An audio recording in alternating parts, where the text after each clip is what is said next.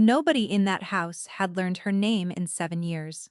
To them, she was only the heavy girl who scrubbed the floors, the one you stepped around like furniture. So when Lazaro Vale, the most feared man in the city, dropped dead at his own engagement dinner, and 3 doctors bent over him and then straightened up and shook their heads, no one thought to look at the maid still kneeling in the corner. They had already drawn the sheet to his chin, they had already called him gone, but she had seen the one thing every trained man in that room had missed. And through the long freezing night, while everyone who mattered turned and walked away, she was the only one who would not let go. The Vale House did not sit on its hill so much as loom over it, a great, pale stone thing with windows tall enough to swallow a person whole. Lynette had washed every one of those windows more times than she could count, and not one of them had ever shown her a reflection that anybody bothered to look at twice. That suited her. A woman built the way Lynette was built learned early that being looked at was rarely a kindness. She was broad and soft and slow on the stairs, and she had long ago made her peace with the small daily cruelties of a house full of thin, hard people. Let them step around her. Let them talk straight over her head as though the polishing cloth in her hand did the work on its own. Invisibility, she had figured out a long time ago, was its own quiet kind of power. You could stand in a corner with a dust rag and watch a family show you exactly who they were, because no one ever bothers to perform for the furniture, and this family had shown her a great deal. She knew that the housekeeper skimmed from the grocery money. She knew which guard wept in the pantry after phone calls with his mother. She knew that the beautiful woman, about to marry the master of the house, did not love him, because Lynette had watched Ondine practice her softness in the hallway mirror before walking into a room, the way an actress runs her lines. Love does not need rehearsal, only performance does. There were other things, too, that did not fit if you were the kind of person no one watched. In the last month, new men had begun to appear at the gate, quiet men in good coats who did not laugh at the old guard's jokes and did not seem to answer to anyone Lynette recognized. The locks on the wine cellar and the study had been changed on a Tuesday by a locksmith who came alone and left no bill. Ondine's people, the guards muttered and shrugged, because a bride brings her own household. Everyone knew that. But Lynette swept those hallways at 6 every morning, and she had begun to notice how the new men went quiet when she passed, then picked their talk back up once the heavy girl and her bucket were safely by. Silence around the furniture. That was new. Furniture is not supposed to be worth going quiet for. Lynette had learned to read people the same way she had learned to read a failing body, by watching what no one else thought worth watching. 12 years she had spent nursing her mother through a sickness that took her one slow inch at a time. 12 years of counting breaths in the dark, of learning the exact color a person turns in the last week, the last day, the last hour. When the money for real nurses ran out, Lynette had become the nurse. By the end, she could tell from across a room whether her mother would eat that day. A body talks, if you have nothing better to do than listen. Lynette had never had anything better to do, which was why she had noticed, 3 weeks ago now, that something was wrong with Lazaro Vale. It was small. It was the kind of thing you would only catch if you spent your days invisible and close. His hand had begun to tremble faintly when he lifted his cup, a fine flutter he hid by setting the cup down fast. His color had gone the wrong sort of gray underneath the tan, a gray she knew, a gray she did not like. Twice she had watched him grip the banister on the stairs. He had run up lightly for 7 years, and there was a smell on his breath in the mornings, faint and sweetish and chemical, that reminded her of nothing good. Once she had caught the same smell clinging to the rim of his cup after she had already washed it twice. She knew that smell. She could not place it, and not being able to place it frightened her more than anything, had frightened her in years. She had almost said something. Once, only once, she had stood in his study with the coffee tray and felt the words climb into her throat. "Sir, you are not well," And it is not the kind of not well you think. But who was she to tell Lazaro Vale anything? She was the heavy girl who cleaned the floors. She set the tray down and left, and hated herself on the stairs. He had said her name once. That was the strange thing she carried around like a stone in her pocket. Everyone else in that house called her girl, or worse, called her by the name of the maid who had worked there before her and quit, so that for years she had answered to a dead woman's name without ever correcting anyone. But 2 winters back, on the night his father died, Lazaro had come down to the cold kitchen at 4 in the morning and found her scrubbing a pot that was already clean because she had not known what else to do with her hands. He had stood in the doorway a long time. Then he had said, "Thank you, Lynette."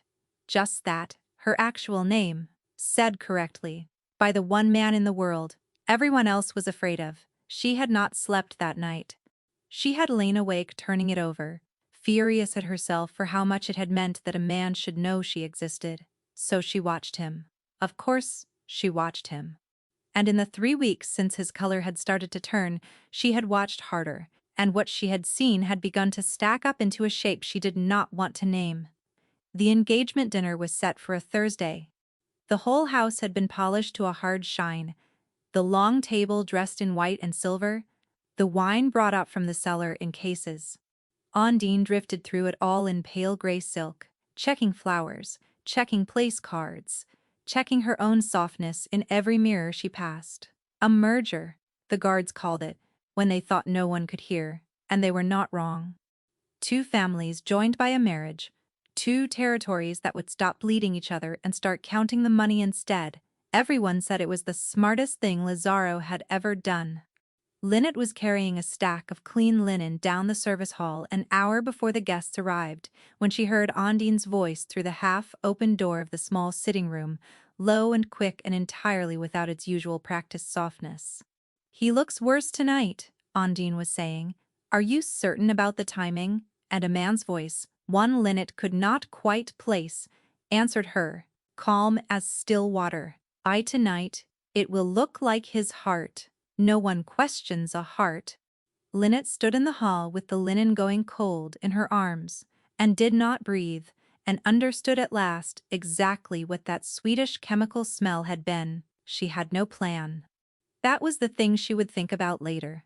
In the long night that she had done everything that came after, with no plan at all, only the certainty pushing up through her chest, like a second heartbeat that she could not stand in that hallway and let it happen. She did not go to the guards. Half of them answered to men she did not trust, and she had no proof, beyond a smell and a sentence, overheard through a door, and who in that house would take the word of the heavy girl over the word of the bride.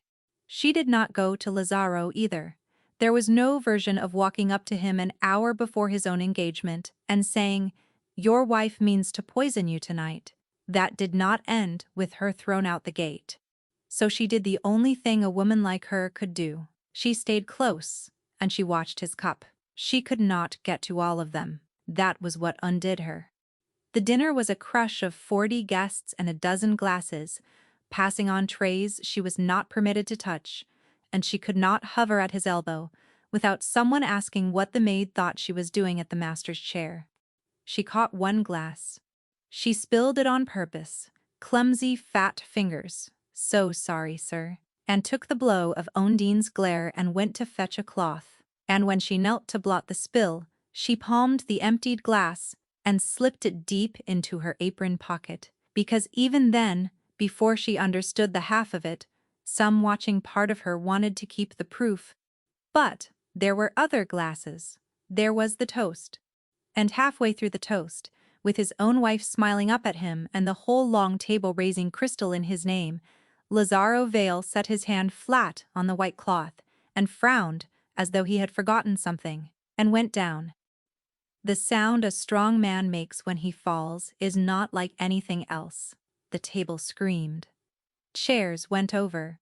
And then the doctors came, because a man like Lazaro keeps doctors, the way other men keep dogs, and 3 of them worked over him on the dining room floor, among the fallen silver, while 40 guests pressed back against the walls. Lynette watched from the corner with a cloth still in her hand. She watched them press on his chest and put their lights in his eyes and their fingers to his throat. She watched the oldest of them, the family man, Dr. Aldous, kneel back on his heels far too soon, she thought, far too soon. And she heard him say the words in a voice pitched for the room. His heart. There is nothing to be done. He is gone, and the strangest thing happened then. The room did not fall apart. Ondine put a hand to her mouth in a gesture so clean it could have been drawn with a ruler, and somewhere a man she could not see said, quietly, "See to the arrangements, in the tone you use for a delivery that has arrived on schedule." They had been ready. That was the thing Lynette could not get past, even in the middle of it. A great man had just died at his own table, and the people closest to him were not shattered. They were relieved. They were on time. They drew a tablecloth up over his face and left him on the floor of his own dining room. And one by one, the important people filed out to the drawing room to make their calls, and the doctors packed their bags. And within the hour the house had emptied of everyone who mattered, and no one at all had thought to send away the maid. So Lynette crossed the room and knelt down on the floor beside a dead man, and lifted the cloth off his face, because she had spent 12 years learning what the dead truly look like, and something about this was wrong. His color was terrible, but it was not the color of the dead. She had washed her mother's body with her own hands, and she knew the difference between a face the blood has left for good, and a face the blood has only mostly left. She put 2 fingers to the side of his throat the way she had been taught by no one, the way she had learned in the dark over 12 years, and she waited, and she counted, and she felt nothing, nothing, nothing. And then, so slow it was, almost not there at all, so slow a doctor listening for a normal heart would swear the man was gone. She felt it. 1 beat. She counted in the silence of the empty dining room. She reached 50 before the next one came. He was not dead. Whatever was in him had slowed him down to the very floor of life, had walked him right up to the edge, and left him balanced there, and every trained man in that house had glanced at the edge and called it the fall. But she had counted her mother's heart down to almost nothing, and back more nights than she could bear to remember, and she knew a body clinging on when she felt one. Lynette Vale, she thought wildly. Then, no, just Lynette. Only Lynette. The heavy girl nobody could name, kneeling alone over the man the whole city feared, with his killers 1 room away, and calling for the undertaker. She could walk out the gate right now, and be nobody in some other city by morning. Instead, she took his cold hand in both of her warm ones, and bent close to his gray ear, and whispered the only true thing she had. "I know you are still in there, and I am not going anywhere." The first thing was that she could not leave him on the floor. Someone would come back. They always came back in a house like this, with their forms and their vans and their quiet, efficient men, and when they came, they would carry the body away, and whatever slow ember was still burning down inside him would go out in the back of a cold vehicle, among strangers who had been paid not to look too hard. The word the calm man had used behind the door came back to her. Arrangements. She had cleaned up after enough of this family's arrangements to know the word meant a thing done neatly and never spoken of again. So the body could not be here when they came. The body had to become no body at all. She did not let herself think past that. Thinking past, it was how you froze. Her mother had taught her that without ever meaning to. In the long years of lifting and turning and carrying a grown woman who could no longer carry herself, you did the next small thing, and then the small thing after that, and you did not lift your eyes to the whole mountain, or your legs would refuse the first step. The next small thing was the door at the end of the scullery. Everyone in the house had forgotten the old still room. It sat past the kitchens, down 3 shallow steps, a cold square room that had once been used for drying herbs and keeping preserves, back when great houses did such things. Now it held broken chairs and a dead refrigerator and the spare mops that Lynette alone ever came for. It had a heavy door and a working bolt on the inside, and no window, and not one person who mattered in that house had walked through it in all her 7 years. If you wanted to hide a thing in the Vale house, you hid it in plain sight. Among the people no one saw, in the rooms no one entered, behind the doors that only the furniture knew.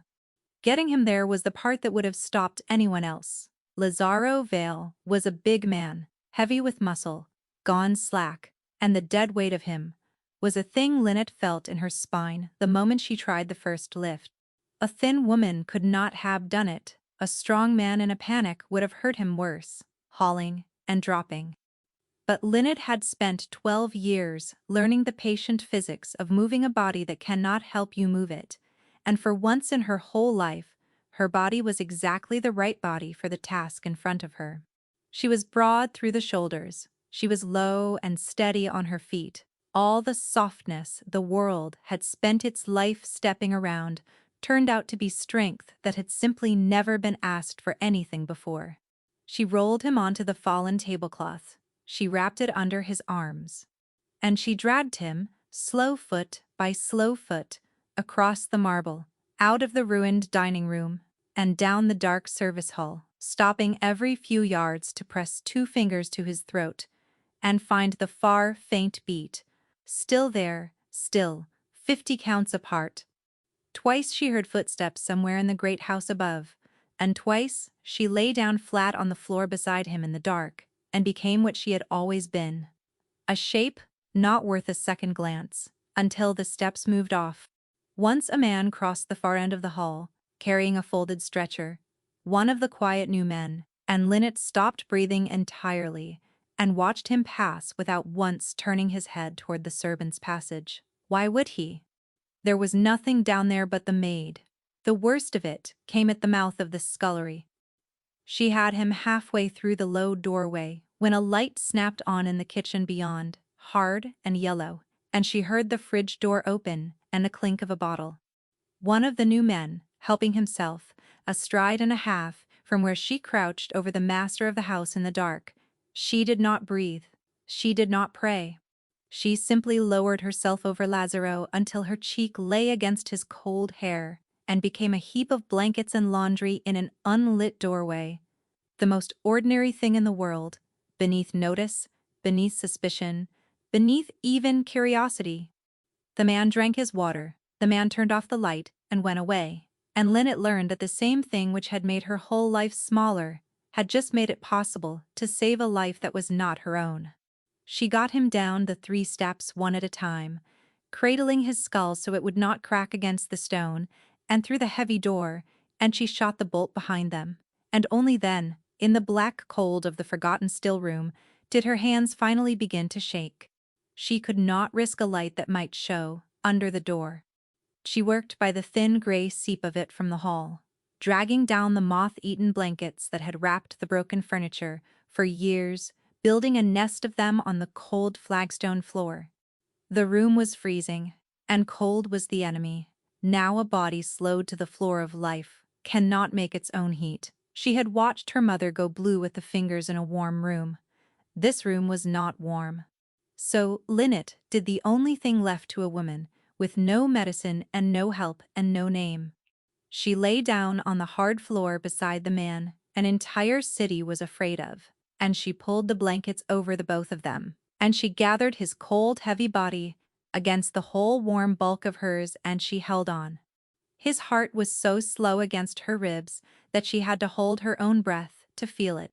She pressed her palm flat over the center of his chest and counted, and somewhere past 30 a beat would come, and she would let herself breathe again, and then she would count once more. The dark pressed in. Far above her, faint through the stone, she heard an engine turn over in the courtyard and pull away, and then the house went quiet in a way she had never once heard it in 7 years. The quiet of a place that believes its master is dead. She had no plan for the morning. She had no plan for the hour. She had a cold room and a bolted door, and the heat of her own body and the count she had learned at her mother's bedside, and she gave him all 4 of them, and she waited to see which would run out first. People think the dying cannot hear them. It is one of the great kind lies the living tell themselves. so that they can talk over a bed as though the person in it has already left. Lynette knew better.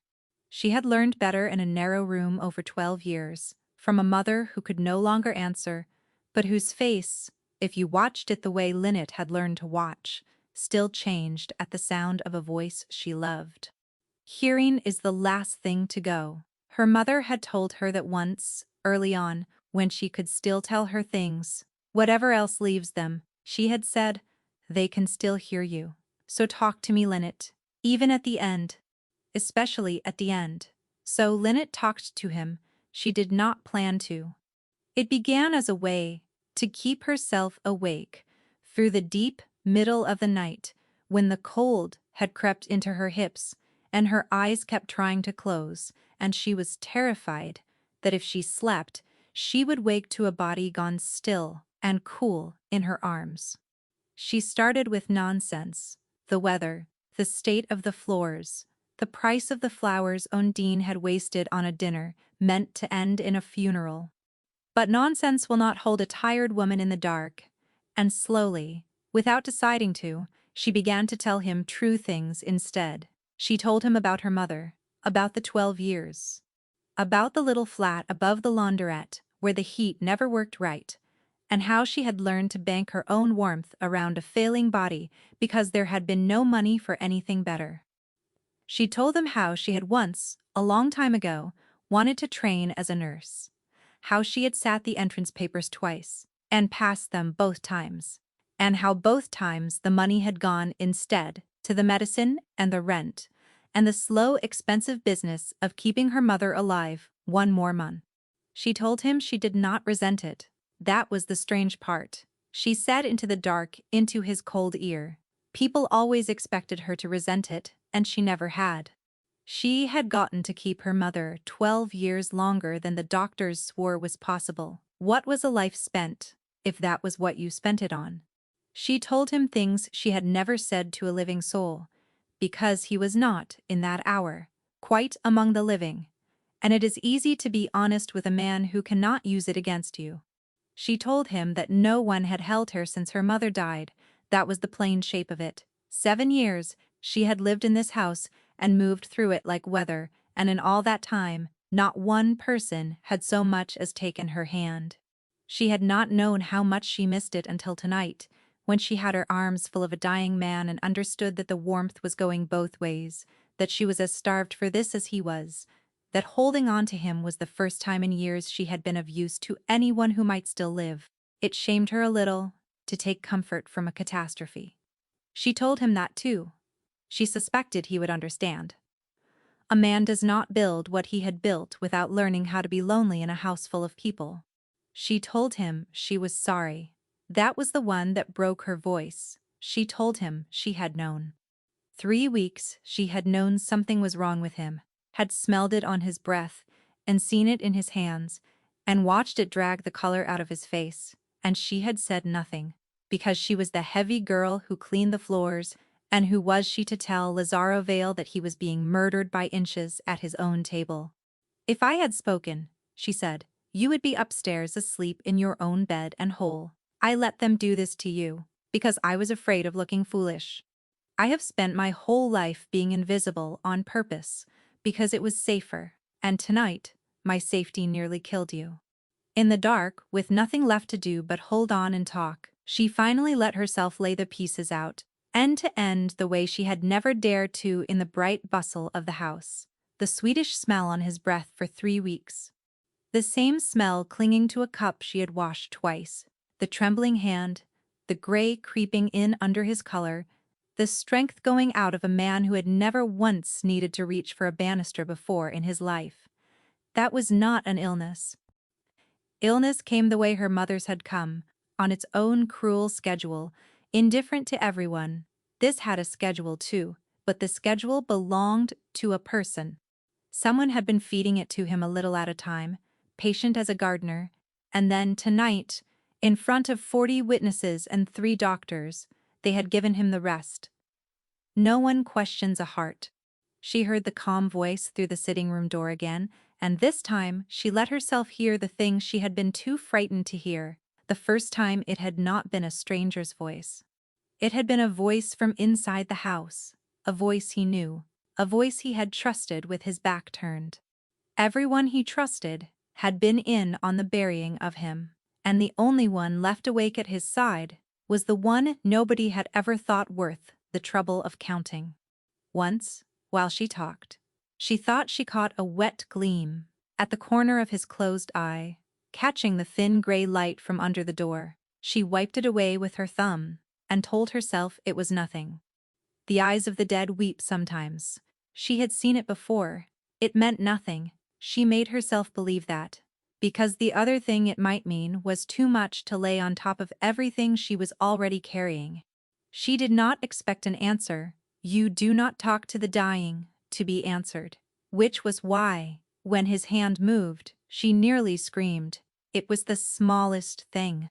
Under the blankets, where her right hand lay laced through his cold fingers, his fingers closed. Not a twitch. Not the random misfire of a dying nerve. She had felt every kind of involuntary movement a failing body makes, and this was none of them. This was slow and deliberate, and it was a hand answering a hand. His fingers tightened around hers, once, with the whole faint remainder of his strength, and then went slack again. Lynette lay very still in the dark, and understood a thing so terrible she could hardly hold it. He was in there. He had been in there the whole time. Whatever had been done to him had not switched him off like a lamp. It had locked him inside a body that could not move or speak or open its eyes, and left him there, awake, in the dark, while 3 doctors called him dead, over the top of him, and his own bride put a rehearsed hand to her mouth and walked out to make her calls. He had heard Dr. Aldous say there was nothing to be done. He had heard them pull the cloth across his face. He had lain on the floor of his own dining room, alive and screaming somewhere with no way to make a sound, while the people he trusted stepped over him and left. And then a woman, whose name he had said exactly once in 7 years, had knelt down beside him and lifted the cloth and taken his cold hand in her warm ones, and told him she knew he was still in there and that she was not going anywhere. He had heard that too. Something moved in Lynette's chest then that had never moved there before, not in all her careful invisible years. It was rage, clean and cold and total.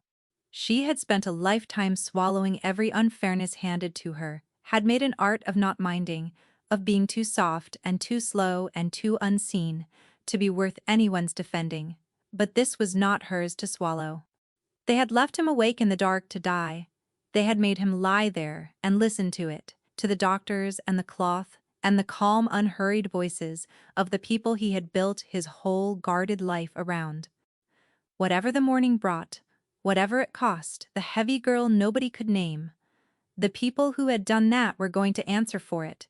She did not know yet how. She only knew, with the same certainty that had lifted her up out of that hallway hours before, that they would. Lynette turned in the nest of blankets so that she could get her arm properly around him, so that as much of her warmth as could reach him did, and she put her mouth close to his ear, and this time, she did not talk to fill the silence. This time, she talked to a man who could hear her. "I felt that," she said. "I know you can hear me. So, you listen to me now, Lazaro Vale, because I am only going to promise this the once. I am not one of them. I am not clever, and I am not armed, and there is no one in this house who will lift a finger for either of us.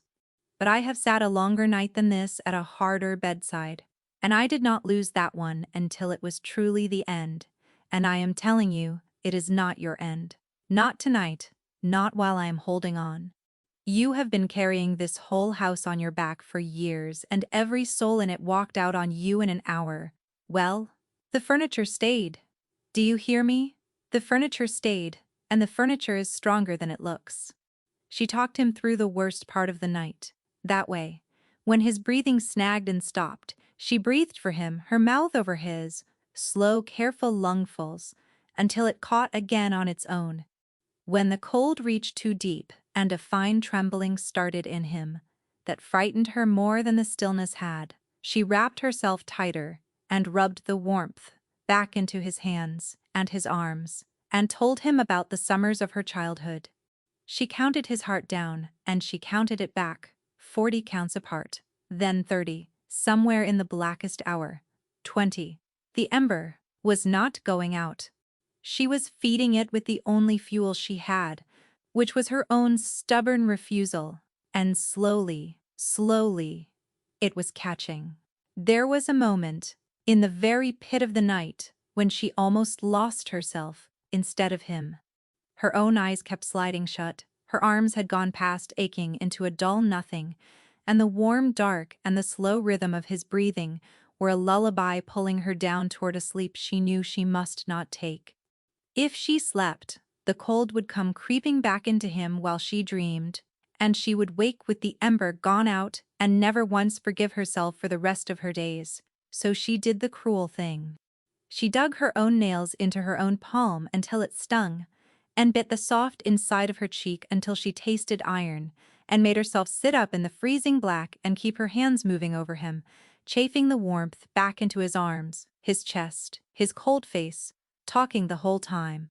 Because the sound of her own voice was the rope she was using to haul the two of them back up out of the deep water. She had done this before, she kept reminding herself of it. She had sat the longest night of her life once already, in a narrow flat above a laundrette, and she had not let go of that hand until it was truly, gently, the end. This hand was not there yet. Not nearly. She lost track of time. There was no light to mark it by. There was only the count, and the warmth, and the low, steady murmur of her own voice, telling a dead man he was not allowed to be dead, until at last, when she had talked herself hoarse, and her whole body ached from holding him, and she was so tired the dark had begun to swim, she felt him draw a breath that was different from all the others. Deeper. His own. A breath a body takes when it has decided somewhere, below all thought, to stay. And on the ragged edge of that breath, so faint she felt it against her cheek more than heard it, Lazaro Vale said the first word he had spoken since he fell. He said her name, not girl, not the dead maid's name she had answered to for years. He said, Linnet, cracked and broken and barely a breath at all, but her own name, correct. The second time in 7 years and the only time that had ever mattered. She was still crying over that one small sound, her forehead pressed to his, when she heard it. Out in the courtyard, faint through 3 walls and a bolted door, the crunch of tires on gravel, and the low double slam of van doors, and men's voices in the gray before dawn. They had come for the body. Linnet went cold, in a way, the room had nothing to do with. She lifted her head and made herself think the Count first. Always the Count. His heart came steadier, now, quicker, a living rhythm she could catch without holding her breath. But he was still a man who could not lift his own hand, let alone run. If the collectors came looking, if they opened this door, there was nothing she could do to stop them, and nowhere left to drag him. She had bought him a night. She was not sure she could buy him an hour of daylight. Footsteps came down into the servants' passage. More than one man. The wheels of a stretcher, that same soft rattle she had heard in the hall. She heard them go into the dining room first, heard the pause, heard a low, confused voice say, "He is not here," and another answer it, "He has to be here." They left him on the floor. She heard the search begin. Lazaro's fingers found her wrist and closed. He was trying to tell her something. His lips moved, and no sound came, and she bent close, and on the third try she caught the shape of it. Under the breath, one word. Aldous. She did not understand. Then a key turned in the still room door. She had bolted it from the inside, but a bolt is only wood and a screw, and the man on the other side did not batter it or shout. He simply worked at it, patient and quiet, and after a moment, the old bolt gave with a small, tired sound, and the heavy door swung inward on the gray light of the hall, and Dr. Aldous stood in the gap with a key in one hand and a black leather bag in the other, looking down at the two of them in their nest of ruined blankets on the floor. For a long moment, nobody moved. Linnet had put herself over Lazaro without deciding to. all of her between him and the door, her chin up, ready to be struck. The old doctor took in the whole of it, the blankets, and the slow, unmistakable rise and fall of a chest he had knelt beside 8 hours before and pronounced still forever. His face did something complicated and terrible. Lynette had spent her life reading faces, and she read this one clean through. It was not the face of a man discovering a problem, it was the face of a man discovering that the thing he had feared he had done, he had not quite managed to do. "You kept him warm," Aldous said. His voice was not the smooth voice he had used for the room. It shook. "That is why. Dear God, you kept him warm, and you kept him breathing, and you brought his heart back up. I have practiced medicine for 40 years, and I could not have told you that would work, and you did it on a stone floor, with a horse blanket." "I counted," Lynette said, because she did not know what else to say, and because she did not yet know if the man in the doorway meant to save them or finish them. "I count. It is the only thing I know how to do." Aldous stepped inside and pulled the door shut behind him, and knelt, old knees cracking, and did not reach for Lazaro's throat but for Lynette's eyes holding them. "Listen to me. Because we have almost no time and I owe you the truth, even if it is the last thing I do with my life. I knew. When I knelt back in that room and said there was nothing to be done, I already suspected what it was. There is a poison, an old one, distilled from a plant, that slows a man until the finest doctor alive will swear he is gone. Give a little every day, and the heart grows weak and no one blinks. Give the last of it all at once, and the man falls at his own table, and every physician in the room signs the certificate without a second thought. I have seen it exactly once before, 30 years ago, and I have prayed my whole life I would never see it again." Then why, Lynette started, and could not finish, because the why was too large. "Because they showed me my grandchildren's school," Aldous said simply. "In a photograph, that is all it takes. At the end of a long life. They did not even have to say the words. I signed what they told me to sign, and I went home, and I sat in the dark, and I could not do it.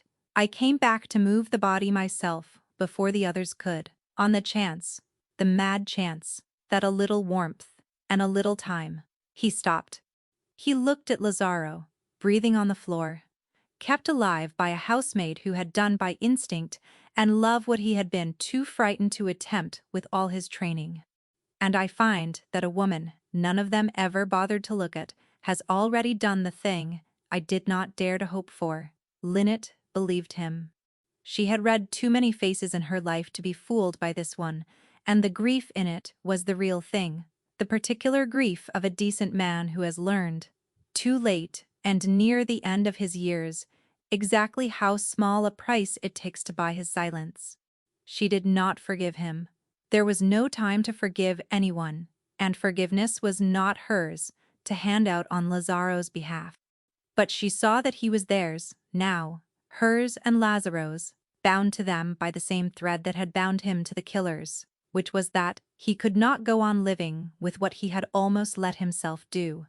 A frightened man who is finally chosen is the most useful ally in the world. She knew that better than anyone. She had been a frightened woman who finally chose, only hours before, and look what that had already been worth.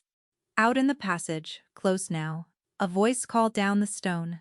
"Doctor, the van is waiting. Have you found him?" Aldous' eyes locked on Lynette's. She saw the question in them, and she gave him her answer without a word. All of her weight still between the door and the man on the floor. "Whatever you are," she thought at him, "choose now. Choose in front of me." The old man rose and turned and set his shoulders, and when he spoke through the closed door, his voice had gone smooth again. The voice for the room. The voice that had lied so easily 8 hours before. "The body is here, but there is a difficulty with it, and it is not one for the young men. Tell Mr. Renzo he had better come down himself." He turned back to Lynette and dropped his voice to almost nothing and said, "That buys us minutes, no more. The man who is coming is the one who arranged all of it. And when he opens that door, Everything the three of us do next has to already be decided, Renzo Linnet said, tasting the name. Lazzaro's own second. Sa. The man who stood at his shoulder in every photograph on the study wall, who carried a key to every room, who could change the locks and hire the quiet men and walk a poison into a guarded house because not one soul in it would ever think to watch the master's right hand. Of course it was him. It was always the one they trusted. It was always the shoulder a man never thought to guard. And below her, at that Lazzaro's, fingers closed hard around her wrist, and she looked down and saw that his eyes had come open, at last, dark and fever-bright, and burning with a fury that was the twin of her own. He could not yet lift his head from the blankets, but he was awake, and he was listening, and he had just heard the name of the man who had buried him alive while he still breathed. Whatever came through that door in the next few minutes, it would not find the helpless dead thing it was expecting to collect. It would find the three of them waiting.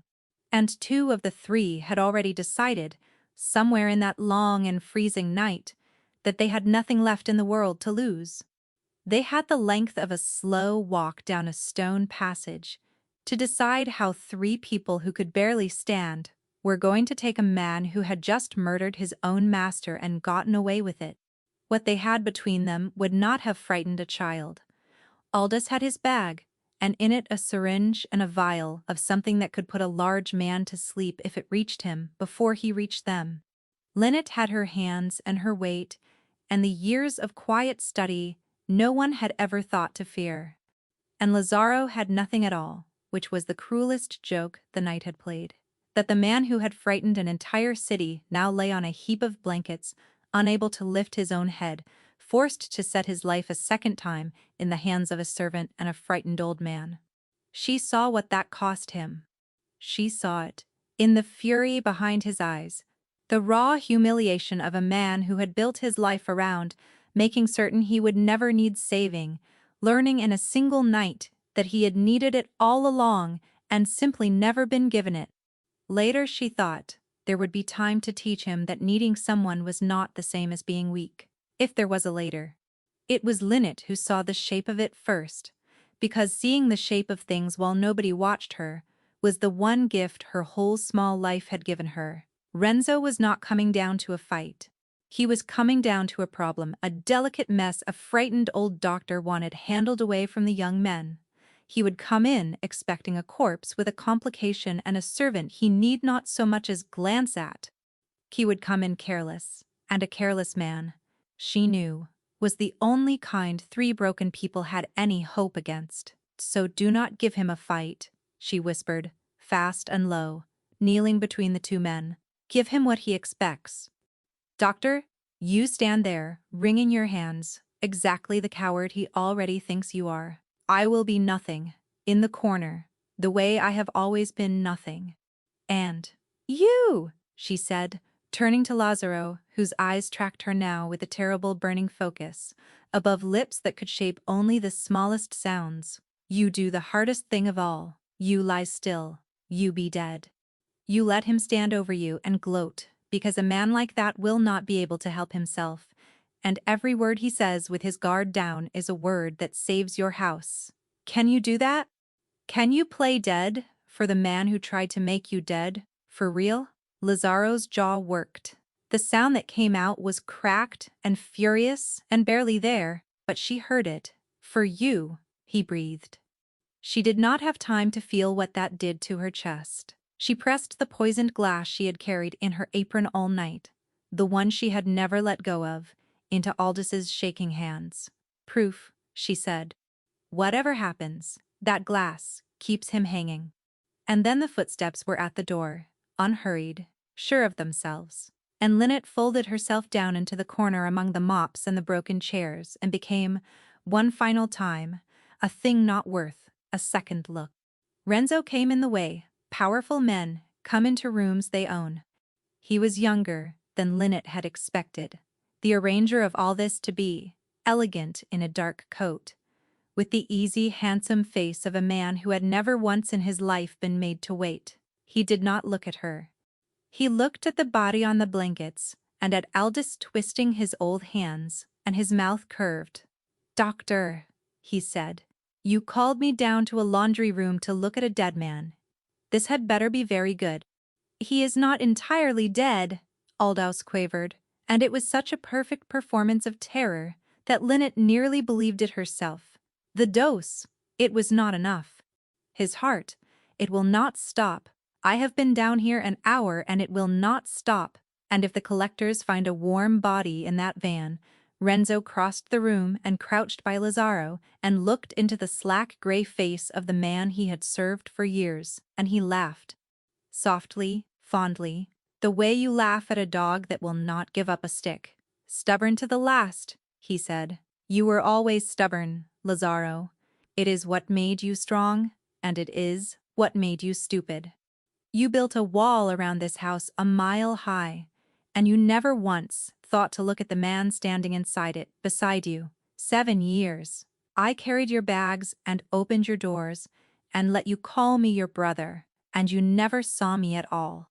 He reached down and patted Lazaro's cold cheek, twice, almost tender. "By noon, the families will kiss Undine's hand and mine, and by spring, no one will remember your name. It is not personal, old friend.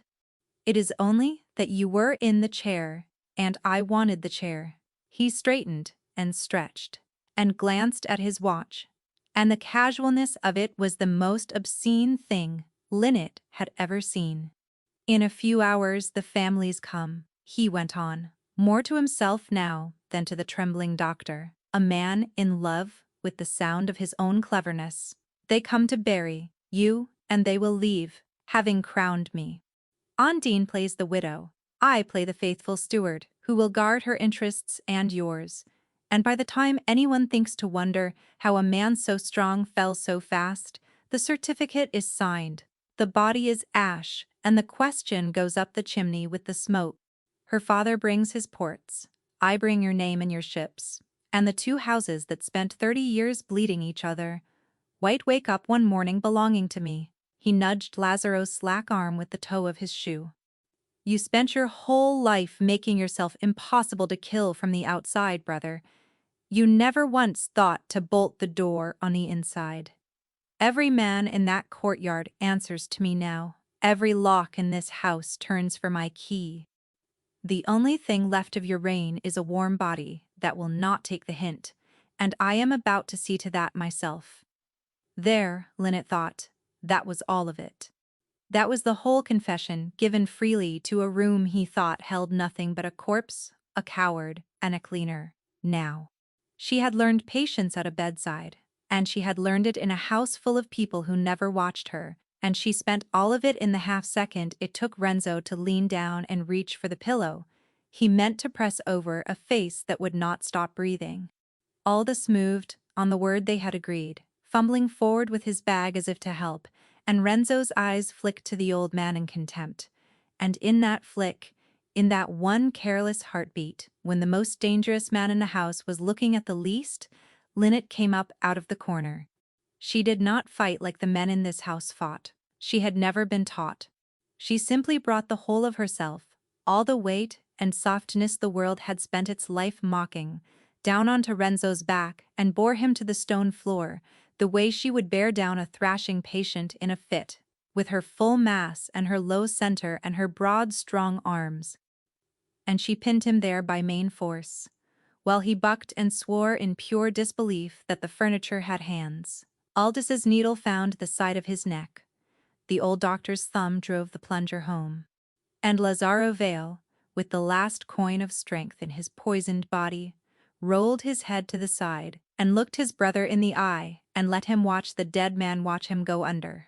Renzo's struggles slowed. His eyes went wide, then vague, then closed.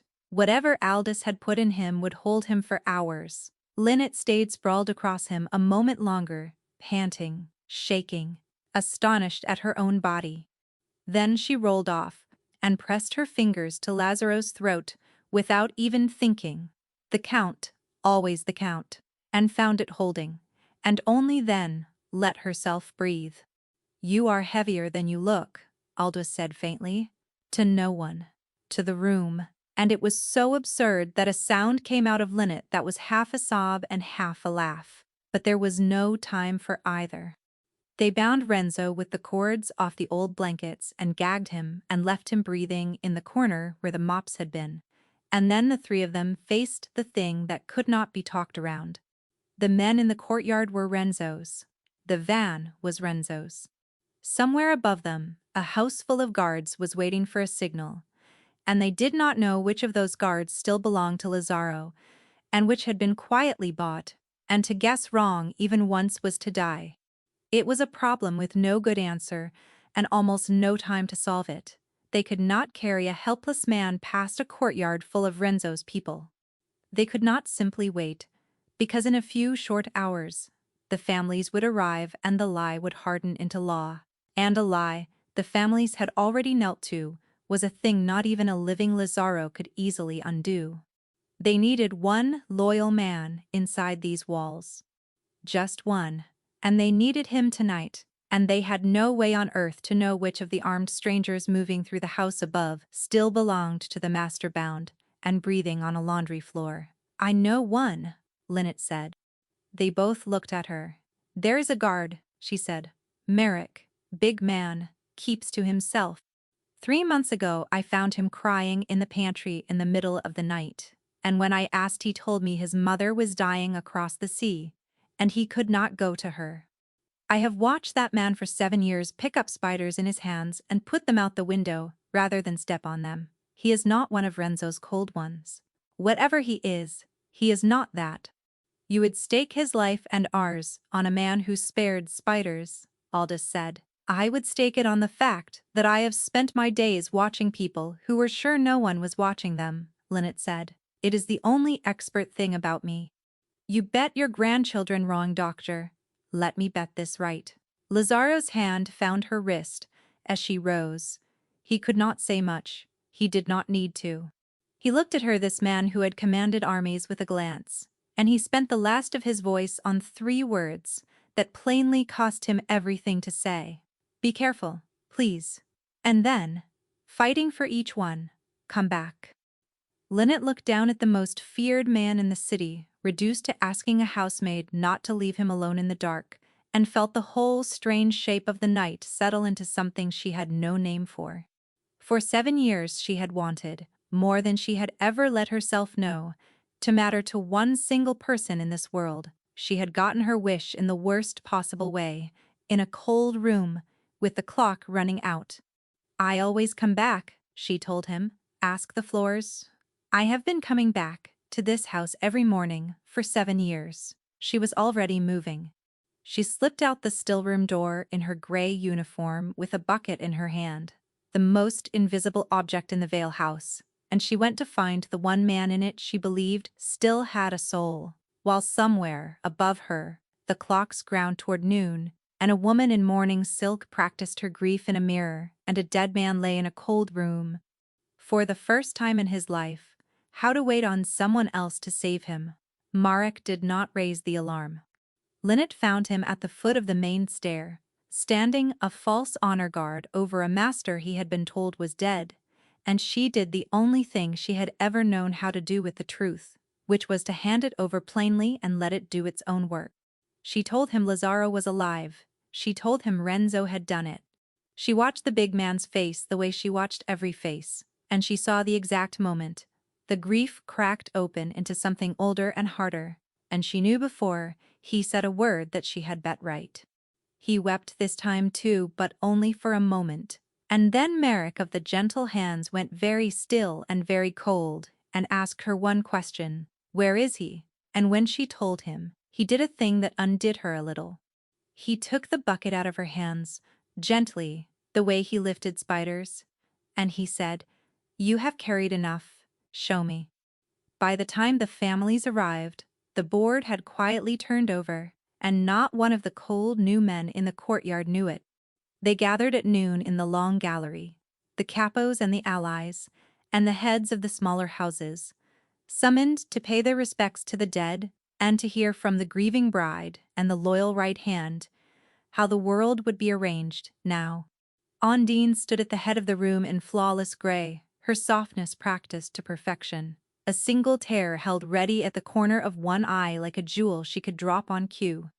There was a closed casket beside her, brought in that morning, that everyone believed held Lazaro Vale. It held sandbags and a folded flag. Renzo, she told the room when the clock struck and he did not appear, was overcome, and would join them shortly. She began to speak of continuity, of steady hands in a hard time. Of the wisdom of joining two great houses under one roof at last she was building, word by lovely word, to the moment she would ask them all to kneel to her, when the doors at the far end of the gallery opened, and a dead man walked in. He came slowly. He came leaning with his whole weight on the arm of a large woman in a maid's gray uniform, and on his other side walked old Dr. Aldous, and behind them came Merrick and a dozen guards whose faces the room knew and trusted, and the sound that went through that gathering was not a scream, but something worse, a great, indrawn silence. 40 powerful people forgetting all at once how to breathe. For a moment, no one in that gallery moved, because the mind refuses a thing like that. They had seen the casket, they had heard the bride. Half of them had already begun, in the private backrooms of their own ambition, to redraw the map of the city around a Vale who was gone. And now the Vale, who was gone, was walking toward them under his own ruined power, gray as ash, held upright by a woman none of them could place. And the story they had all quietly agreed to believe came apart in their hands. Lynette felt it happen. She had spent her life reading rooms, and she read this one turn in a heartbeat, felt the whole tide of it swing away from the beautiful woman in gray and toward the dying man on her own arm, and she thought, with a cold, clean satisfaction that surprised her, there. Now they see him. Now they all finally see. Lazaro Vale was gray and gaunt, and could barely hold his own head up, but he held it up. He crossed the length of his own gallery, one dragging step at a time, refusing to be carried, refusing to fall, until he stood before the closed casket that bore his name and the woman who had ordered it, and the whole terrible weight of his survival filled the room like a held note. Ondine, he said, his voice was a ruin. It carried. Anyway. My love, you look surprised. She recovered fast. Lynette had to give her that. The tear vanished, the softness reset, and she reached for the only weapon she had left, which was the story. He is not well, she said to the room, her voice climbing. Look at him. He is out of his mind with fever. He has been missing all night, and God knows what he has taken. Someone help him. He does not know what he is saying. He knows exactly what he is saying, Aldous said, and stepped forward, and the old doctor, who had signed the false certificate 8 hours before, now unsigned it in front of every power in the city. He told them about the poison. He named it. He told them how a little each day had thinned a strong man to a shadow, while a devoted bride checked the flowers, and how the last of it had been meant to look like a heart giving out at a happy table. He held up a glass with a residue dried in the bottom of it, and he told them what they would find in it, and he told them who had put it there. Ondine tried to laugh. It came out wrong.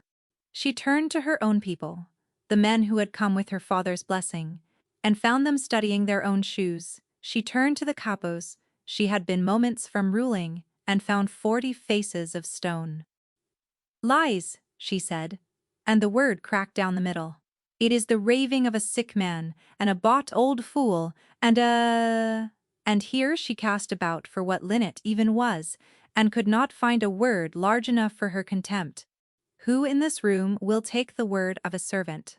And when the room turned, as rooms do, hungry now, toward the woman in gray, it was not the doctor's testimony that finished her, it was the maid's. Because Lynette stepped out from under Lazaro's arm, once she was sure he could stand a moment without her, and she faced the most dangerous people in the city, and she was not afraid, because the worst thing that could happen in a room had already happened to her in a cold one, and she had held the line against it all night long. She did not raise her voice. She simply told them what she had seen, not guessed. Seen. There was not a room in that house she had not been inside, not a corner she had not cleaned. She was the one person Ondine and Renzo had never once thought to lower their voices around, because she was furniture, because she was invisible, because a woman built like her did not count. She told them about the rehearsals in the mirror. She told them about the new men and the changed locks. She told them, word for word, the calm sentence she had heard through a half-open door. No one questions a heart. And she told them the thing that turned the last stomach in that room. The thing she alone had carried up out of the dark. That Lazaro had not been unconscious at all. That the poison had left him awake inside his own dead body. That this woman had stood over a man who could hear every word and mourned him with a borrowed tear so that she could take his house. She looked at Ondine while she said it, and she did not look away, and she let the woman see, for the first time and the last, exactly who had been standing in the corner of every room she had ever thought was empty. You practiced your grief in the blue hall mirror, Lynette said quietly, yesterday morning, 3 times over, until the tear fell on the right word. I was on my knees behind you, with a cloth in my hand, and you stepped over me to get a better angle at your own face. You never once felt me there. That was your whole mistake in the end. You built your murder in front of the only person in this house who was always, always watching. The families were old, and they were hard, and they lived by a code that had very little softness in it. But there was one line even they did not cross, and it was this one. You did not do that to your own. You did not poison the man whose bread you ate and leave him awake to feel it. Ondine looked around the gallery for one face that would meet her eyes, and found none. Lazaro did not touch her. That was the thing Lynette would remember. He did not raise a hand, did not raise his voice, did not so much as step toward her. He simply looked at the assembled heads of the families and said, in his ruined whisper, that the whole silent room bent to hear, "She and Renzo are yours to judge, by our law. In the old way, I want no part of them. Take them out of my house." And the families, who had come to kneel to Ondine, closed around her instead, and what happened to her and to the man bound in the cold still room happened away from that room and away from Lynette's eyes, in the old way. And it was final, and it was not spoken of again. When it was over, Lazaro turned and swayed, and Lynette was there before he could fall, sliding back under his arm as though she had never left it. The whole room saw her do it. The whole room saw the most feared man in the city put his weight, without hesitation and without shame, on the maid nobody had ever bothered to name. "Take me out of here," he breathed against her hair, "please. I have been strong in front of these people for the last time today." He held on until the last door closed behind them. Then, in the quiet of a small side room, with only Aldous and Marek to see, the thing that had kept Lazaro Vale upright for one impossible hour finally ran dry, and he went down, and this time it was Lynette who caught him. She lowered him into a deep chair by a cold hearth and dropped to her knees in front of him, out of pure habit, and her hands were already moving, already checking the count at his throat, the color of his lips, and the temperature of the fingers she chafed between her palms. Aldous hovered with his bag. Marek built a fire with those careful hands. And for a while, the 4 of them simply breathed in a warm room, alive, which an hour ago had not been a thing any of them could have promised. It struck her, kneeling there, how the whole world had turned itself over in the space of one night. Yesterday, she would have been sent out of this room for so much as entering it. Yesterday, this man had been a distant thunder she cleaned up after, a set of habits and preferences, his coffee scalding and unsweetened, a holster he never once took off, even inside his own house. Now she knew the exact rhythm of his heart because she had counted it back from the edge of nothing with her own 2 fingers. And he was letting her check him over like a fussing mother, submitting to it, this man who submitted to no one, watching her work with an expression she could not read and did not dare to name. She told herself it was only gratitude. Gratitude fades, She had been grateful to plenty of people in her life who had forgotten her by morning. She would not make the mistake of hoping for more than a house like this had ever once given a woman like her. But Lynette felt the change come into the room, the way she felt weather. The crisis was over. And with the crisis over, she was, once again, a maid kneeling on a fine carpet in a house that was not hers, holding the hand of a man so far above her that the distance had no bottom. She felt the old invisibility rise up around her like water, familiar, almost a comfort, and she began, without quite deciding to withdraw. She set his hand down gently on the arm of the chair, got to her feet, and smoothed her ruined apron. Then she said, in the flat, serviceable voice she had used in this house for 7 years, "I will have someone bring broth and clean linen for the doctor, and I should see to the gallery. There will be a great deal to put right." And she was already turning for the door, already folding herself back down into the shape the house had cut for her, when his voice stopped her. Lynette. Just that, her name. The third time in 7 years. And this time his eyes were open and clear and fixed on her, and there was nothing slack or dying in them at all. "Where are you going?" he said. "To work," she said. "Sir," the "sir" came out of her from old reflex, and she hated it the moment it left her mouth. "It is what I do. It is what I am for." "No," he said. He pushed himself up in the chair, waving off Aldous, and he looked at her with the whole force of a man who had spent a night learning exactly how much he had failed to see. "You are not going back out there to scrub my floors while I sit by a fire. Do you understand what you did? Do you have the smallest idea? I have 300 men whose only job in this life is to keep me breathing, and every one of them stepped over my body and went home. And a woman I never bothered to look at carried me out of a room on her back and lay down on a stone floor and breathed into my mouth and counted my heart through the dark with her own 2 hands until I remembered how to do it myself." He stopped. His ruined voice cracked all the way through. "No one has ever done anything for me in my life that they were not paid to do, until you, and you were paid the least of anyone in this house." He said it like an accusation, and it was aimed at himself. 7 years, he said. 7 years you were under my roof, and I paid you a wage that would not keep a dog, and I called you by another woman's name on the rare days I called you anything at all, and you repaid me by being the one living soul who would not let me die. Do you understand what that does to a man like me? It takes everything I believed about my own life, and it turns it over. It makes me look back down the whole length of it and count up all the people I stepped past without a glance, the way 300 of my own men stepped past me last night. I did not do it to be seen," she said, and found that her own voice was shaking now.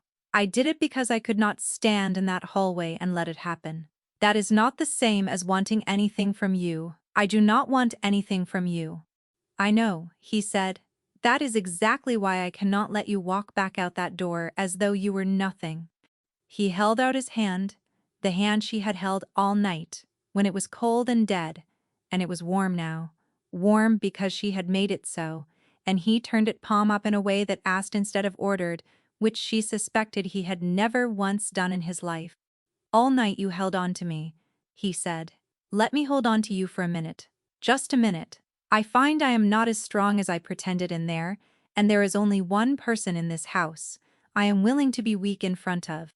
And Lynette, who had not been touched by another living soul since the night her mother died, who had confessed that very thing to a man she believed could not hear her, stood frozen in the doorway of a fine room, and understood that he had heard that too.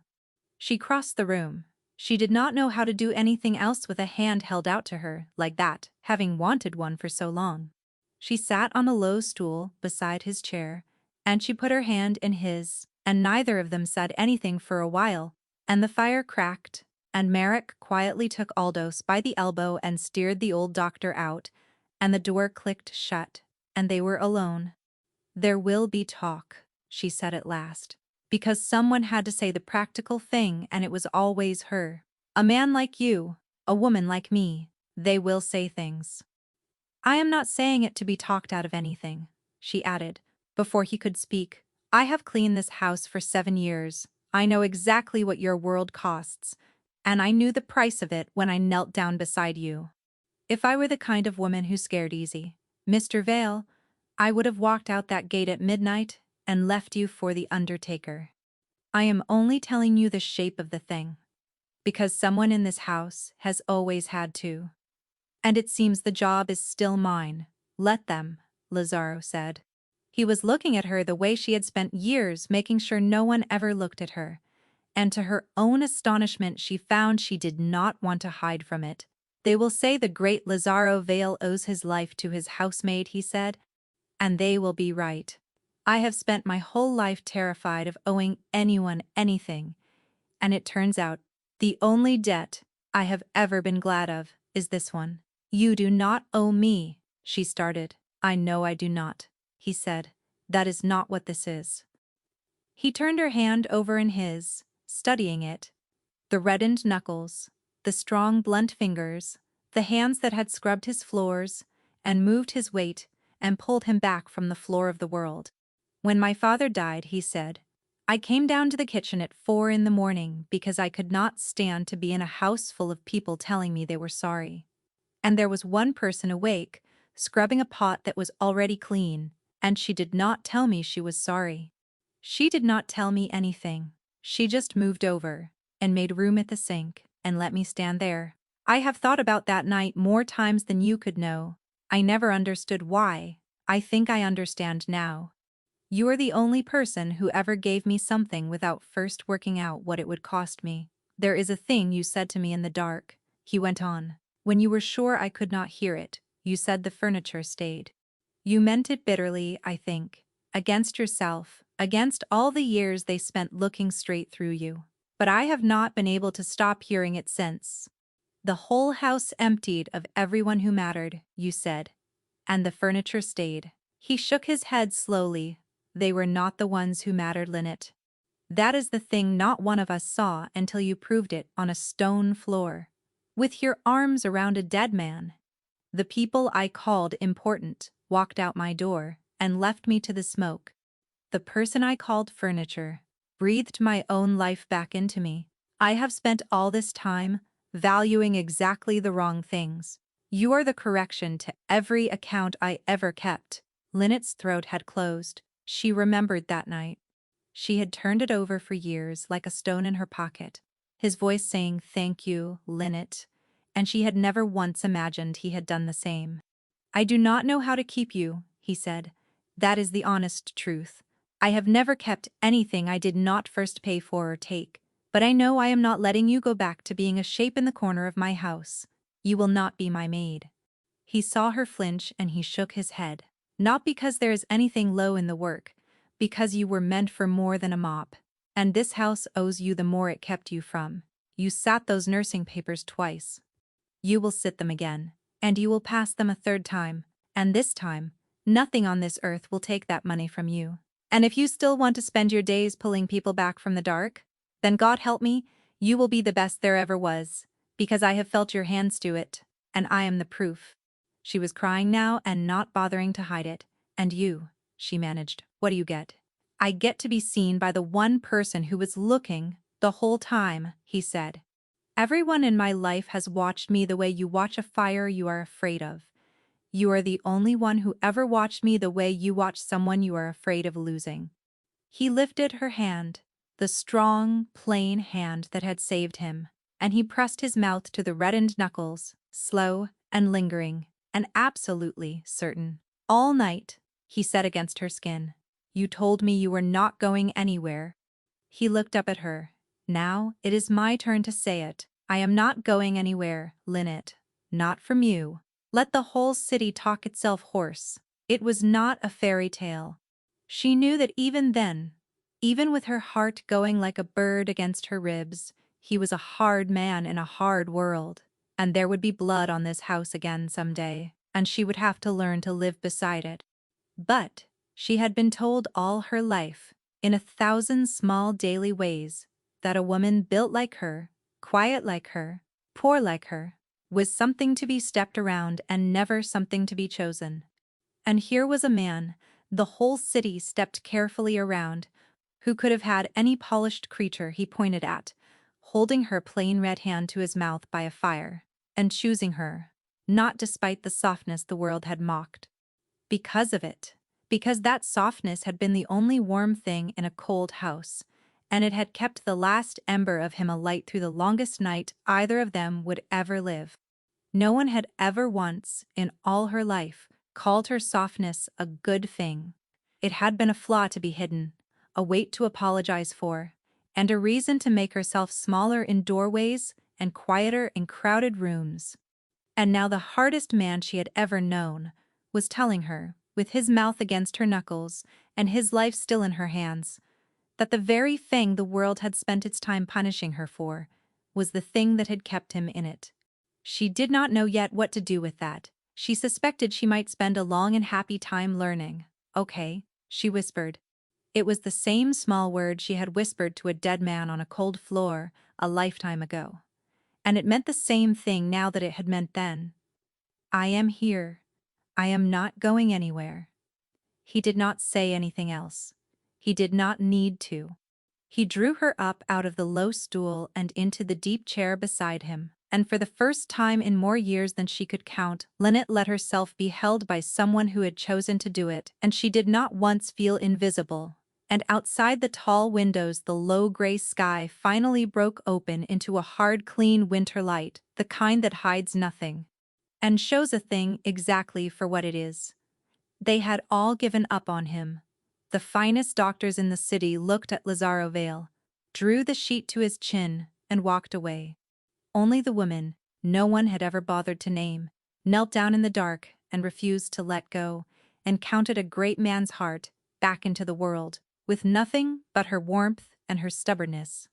The quiet ones, the soft ones, the ones the world steps around, like furniture, are so often the ones holding everything together in the dark, while nobody watches. If this story moved you, tap that like button, subscribe for more stories like it, and tell me in the comments the moment that gave you chills. Was it the hand in the dark, or the dead man walking through those doors? I read every single one. I will see you in the next story.